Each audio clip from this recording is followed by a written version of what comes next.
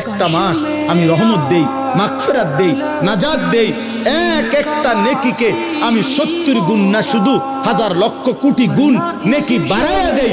এত কিছু দিয়ে আমি চেয়েছি যেন আমার বান্দা জান্নাতি হয়, মুত্তাকি হয়। তুমি বান্দা কদর করো।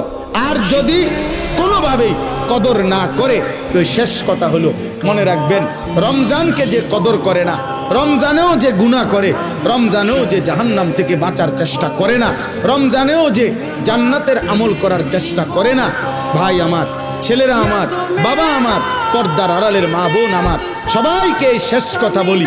আল্লাহ রসুল বলছে, জিব্রাইল আইসা রমজানের শেষ দিন নবীজিকে আইসা বলে গেছে, ইয়া রাসূলুল্লাহ, এত বড় রমজান পেল, ইফতার, সাহারি, তারাবি, এতেকাফ, শবে কদর, প্রতি ঘন্টা মিনিটে এত মাফ নেওয়ার সুযোগ থাকার পরেও যেই নাফরমান জাহান্নাম থেকে বাঁচার চেষ্টা করে।